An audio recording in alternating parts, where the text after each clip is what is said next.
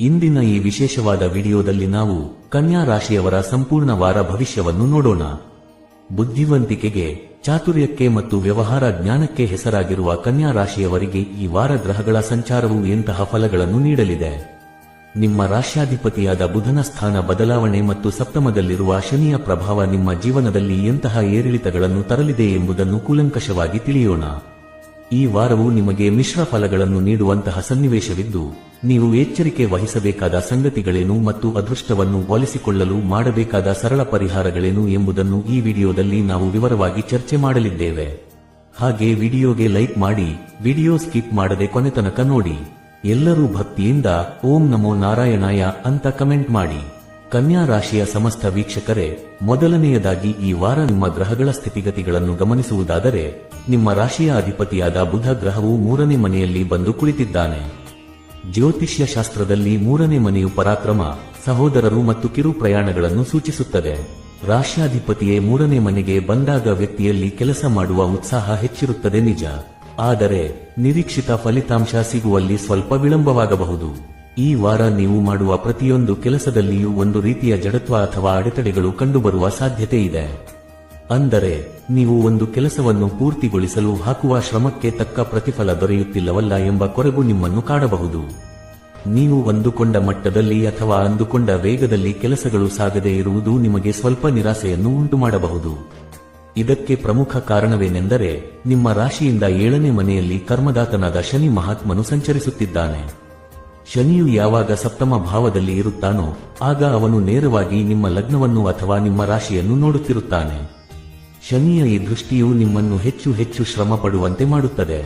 ಈ ವಾರ ನೀವು ಎಷ್ಟೇ ಪ್ರಾಮಾಣಿಕವಾಗಿ, ಎಷ್ಟೇ ಕಷ್ಟಪಟ್ಟು ಕೆಲಸ ಮಾಡಿದರೂ ಅದನ್ನು ಗುರುತಿಸುವವರು ಯಾರೂ ಇಲ್ಲವಲ್ಲ ಎಂಬ ನೋವು ನಿಮ್ಮ ಮನಸ್ಸಿನಲ್ಲಿ ಮೂಡಬಹುದು. ಕಚೇರಿಯಲ್ಲಿರಲಿ ಅಥವಾ ಮನೆಯಲ್ಲಿರಲಿ, ನೀವು ಹಗಲಿರುಳು ಕಷ್ಟಪಟ್ಟು ದುಡಿದರೂ ಕನಿಷ್ಠ ಪಕ್ಷ ಒಂದು ಪ್ರಶಂಸೆಯ ಮಾತು ಅಥವಾ ಮೆಚ್ಚುಗೆಯ ಮಾತು ಸಿಗುವುದು ಕಷ್ಟವಾಗಬಹುದು. ನಾನು ಇಷ್ಟೆಲ್ಲ ಮಾಡಿದರೂ ನನ್ನ ಕೆಲಸಕ್ಕೆ ಬೆಲೆಯಿಲ್ಲವೇ ಎಂಬ ಪ್ರಶ್ನೆ ನಿಮ್ಮನ್ನು ಈ ವಾರ ಪದೇ ಪದೇ ಕಾಡಬಹುದು. ಇದರಿಂದಾಗಿ ಮಾನಸಿಕವಾಗಿ ಸ್ವಲ್ಪ ಬೇಸರ ಅಥವಾ ಅತೃಪ್ತಿ ಉಂಟಾಗುವ ಸಾಧ್ಯತೆ ಇದೆ.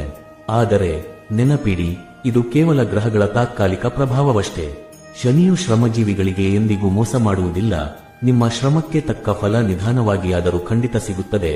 ಆದ್ದರಿಂದ ಎದೆಗುಂದಬೇಡಿ. ಇನ್ನು ನಿಮ್ಮ ಆರ್ಥಿಕ ಪರಿಸ್ಥಿತಿ ಅಥವಾ ಹಣಕಾಸಿನ ವಿಚಾರಕ್ಕೆ ಬರುವುದಾದರೆ, ಈ ವಾರ ಗ್ರಹಗಳ ಆಟವು ಬಹಳ ವಿಚಿತ್ರವಾಗಿದೆ. ನಿಮ್ಮ ಧನಸ್ಥಾನದ ಅಧಿಪತಿಯಾದ ಶುಕ್ರ ಗ್ರಹ ಮತ್ತು ವ್ಯಯಸ್ಥಾನದ ಅಧಿಪತಿಯಾದ ಸೂರ್ಯ ಗ್ರಹ ಇಬ್ಬರು ಸೇರಿ 12ನೇ ಮನೆಯಲ್ಲಿ ಸಂಚರಿಸುತ್ತಿದ್ದಾರೆ. 12ನೇ ಮನೆಯು ಜ್ಯೋತಿಷ್ಯದಲ್ಲಿ ಖರ್ಚು ಮತ್ತು ನಷ್ಟದ ಮನೆಯಾಗಿದೆ. ಧನಾಧಿಪತಿಯೇ ಖರ್ಚಿನ ಮನೆಗೆ ಹೋದಾಗ ಹಣ ಉಳಿಸುವುದು ಕಷ್ಟಸಾಧ್ಯವಾಗುತ್ತದೆ. ಈ ವಾರ ನಿಮ್ಮ ಆದಾಯ ಎಷ್ಟಿರುತ್ತದೆಯೋ ಅಷ್ಟೇ ಪ್ರಮಾಣದ ಖರ್ಚು ಕೂಡ ನಿಮ್ಮ ಮುಂದೆ ಬಂದು ನಿಲ್ಲುತ್ತದೆ. ಕೈಗೆ ಬಂದ ಹಣವು ಕ್ಷಣಮಾತ್ರದಲ್ಲಿ ಖರ್ಚಾಗಿ ಹೋಗುವಂತಹ ಯೋಗವಿದೆ. ನಿಮಗೆ ಅವಶ್ಯಕತೆ ಇಲ್ಲದಿದ್ದರೂ ಯಾವುದೋ ಆಕರ್ಷಣೆಗೆ ಒಳಗಾಗಿ ಅಥವಾ ಹಠಕ್ಕೆ ಬಿದ್ದು ಅನಗತ್ಯ ವಸ್ತುಗಳನ್ನು ಖರೀದಿಸುವ ಸಾಧ್ಯತೆ ಇದೆ. ದುಡ್ಡು ಬಂತು, ದುಡ್ಡು ಹೋಯಿತು ಎನ್ನುವ ಸ್ಥಿತಿ ನಿಮ್ಮದಾಗಬಹುದು. ಆದ್ದರಿಂದ ಈ ವಾರ ನೀವು ಹಣಕಾಸಿನ ವಿಷಯದಲ್ಲಿ ಬಹಳ ಜಾಗರೂಕರಾಗಿರಬೇಕು. ಆದಷ್ಟು ಅನಗತ್ಯ ಖರ್ಚುಗಳಿಗೆ ಕಡಿವಾಣ ಹಾಕಿ. ಇಲ್ಲದಿದ್ದರೆ ವಾರಾಂತ್ಯದ ವೇಳೆಗೆ ಹಣಕ್ಕಾಗಿ ಪರದಾಡುವ ಪರಿಸ್ಥಿತಿ ನಿರ್ಮಾಣವಾಗಬಹುದು. ಈಗ ಅತ್ಯಂತ ಪ್ರಮುಖವಾದ ಮತ್ತು ನೀವು ಬಹಳ ಎಚ್ಚರಿಕೆ ವಹಿಸಬೇಕಾದ ವಿಷಯದ ಬಗ್ಗೆ ಮಾತನಾಡೋಣ. ಅದುವೇ ನಿಮ್ಮ ಮಾತು ಮತ್ತು ಸಂಬಂಧಗಳು. ಕನ್ಯಾ ರಾಶಿಯವರಿಗೆ ಮಾತೆ ಬಂಡವಾಳ. ಆದರೆ ಈ ವಾರ ಅದೇ ಮಾತು ನಿಮಗೆ ಮುಳ್ಳಾಗುವ ಸಾಧ್ಯತೆ ಇದೆ. ವಾಕ್ಸ್ಥಾನದ ಅಧಿಪತಿಯು ವ್ಯಯಸ್ಥಾನದ ಅಧಿಪತಿಯ ಜೊತೆ ಸೇರಿರುವುದರಿಂದ ನಿಮ್ಮ ಬಾಯಿಯಿಂದ ಹೊರಡುವ ಮಾತುಗಳು ನಿಯಂತ್ರಣ ತಪ್ಪಬಹುದು.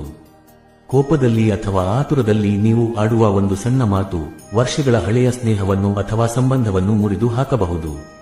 ಸ್ನೇಹಿತರ ಜೊತೆಗೆ ಅಥವಾ ಹತ್ತಿರದ ಸಂಬಂಧಿಗಳ ಜೊತೆಗೆ ಮಾತನಾಡುವಾಗ ಅತಿಯಾದ ವಿಶ್ವಾಸ ಬೇಡ ಮತ್ತು ಹಾಸ್ಯ ಮಾಡುವಾಗಲೂ ಎಚ್ಚರವಿರಲಿ. ನಿಮ್ಮ ಮಾತುಗಳನ್ನು ಇತರರು ತಪ್ಪು ಅರ್ಥೈಸಿಕೊಳ್ಳುವ ಸಾಧ್ಯತೆ ಹೆಚ್ಚಿದೆ.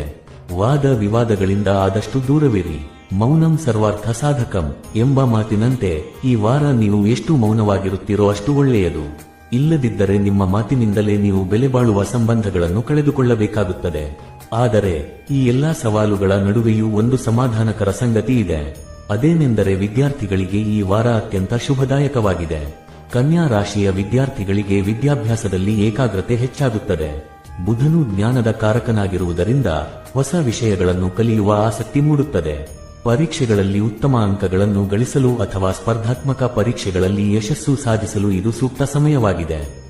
ಎಂತಹದೇ ಕಠಿಣ ವಿಷಯವಾಗಿದ್ದರೂ ಅದನ್ನು ಸುಲಭವಾಗಿ ಅರ್ಥಮಾಡಿಕೊಳ್ಳುವ ಶಕ್ತಿ ನಿಮಗೆ ಬರುತ್ತದೆ. ಆದ್ದರಿಂದ ವಿದ್ಯಾರ್ಥಿಗಳು ಈ ಸಮಯವನ್ನು ಸದುಪಯೋಗ ಪಡಿಸಿಕೊಳ್ಳಿ. ಹಾಗಾದರೆ ಈ ವಾರ ಎದುರಾಗಬಹುದಾದ ಆರ್ಥಿಕ ಸಂಕಷ್ಟಗಳನ್ನು, ಕೆಲಸದಲ್ಲಿನ ಅಡೆತಡೆಗಳನ್ನು ಮತ್ತು ಸಂಬಂಧಗಳಲ್ಲಿನ ಸಮಸ್ಯೆಗಳನ್ನು ನಿವಾರಿಸಿಕೊಳ್ಳಲು ಏನು ಮಾಡಬೇಕು?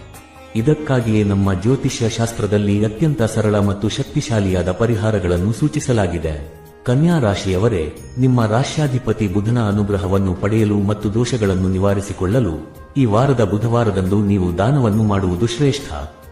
ಬುಧವಾರದ ದಿನದಂದು ಹೆಸರುಕಾಳು ಅಥವಾ ಅವರೆಕಾಳನ್ನು ದಾನ ಮಾಡಿ.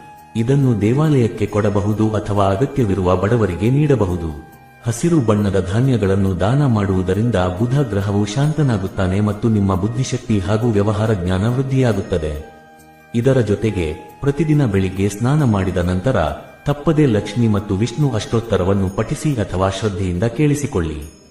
ಕನ್ಯಾ ರಾಶಿಯವರಿಗೆ ಮಹಾವಿಷ್ಣುವಿನ ಆರಾಧನೆಯು ಸರ್ವಶ್ರೇಷ್ಠವಾದದ್ದು. ಓಂ ನಮೋ ನಾರಾಯಣಾಯ ಎಂಬ ಮಂತ್ರವನ್ನು ಮನಸ್ಸಿನಲ್ಲಿ ಜಪಿಸುತ್ತಾ ಇರಿ. ಇದು ನಿಮಗೆ ಎದುರಾಗುವ ಎಲ್ಲಾ ವಿಘ್ನಗಳನ್ನು ನಿವಾರಿಸಿ ಮನಸ್ಸಿಗೆ ಶಾಂತಿ ಮತ್ತು ನೆಮ್ಮದಿಯನ್ನು ನೀಡುತ್ತದೆ. ಹಣಕಾಸಿನ ಸಮಸ್ಯೆಗಳು ದೂರವಾಗಿ ಲಕ್ಷ್ಮೀ ದೇವಿಯ ಕೃಪೆ ನಿಮ್ಮ ಮೇಲಾಗುತ್ತದೆ. ಒಟ್ಟಾರೆಯಾಗಿ ಹೇಳುವುದಾದರೆ ಕನ್ಯಾ ರಾಶಿಯವರೇ, ಈ ವಾರ ನೀವು ತಾಳ್ಮೆ ಮತ್ತು ಸಂಯಮದಿಂದ ವರ್ತಿಸಿದರೆ ಖಂಡಿತವಾಗಿಯೂ ಶುಭ ಫಲಗಳನ್ನು ಪಡೆಯಬಹುದು. ಮಾತಿನಲ್ಲಿ ಹಿಡಿತ ಮತ್ತು ಖರ್ಚಿನಲ್ಲಿ ಮಿತವ್ಯಯ ಈ ವಾರ ನಿಮ್ಮ ಮಂತ್ರವಾಗಲಿ. ಈ ವಿಡಿಯೋದಲ್ಲಿ ನೀಡಲಾದ ಮಾಹಿತಿ ಕೇವಲ ಗ್ರಹಗಳ ಸಾಮಾನ್ಯ ಪ್ರಭಾವದ ಆಧಾರದ ಮೇಲೆ ನೀಡಲಾಗಿದೆ. ನಿಮ್ಮ ವೈಯಕ್ತಿಕ ಕುಂಡಲಿಯು ವಿಭಿನ್ನವಾಗಿರಬಹುದು. ಉತ್ತಮ ಮಾರ್ಗದರ್ಶನಕ್ಕಾಗಿ ನೀವು ವೈಯಕ್ತಿಕವಾಗಿ ತಿಳಿದುಕೊಳ್ಳುವುದು ಸೂಕ್ತ. ಈ ವಿಡಿಯೋ ಇಷ್ಟವಾದಲ್ಲಿ ಲೈಕ್ ಮಾಡಿ ಮತ್ತು ನಿಮ್ಮ ಕನ್ಯಾ ರಾಶಿಯ ಸ್ನೇಹಿತರೊಂದಿಗೆ ಹಂಚಿಕೊಳ್ಳಿ. ಧನ್ಯವಾದಗಳು.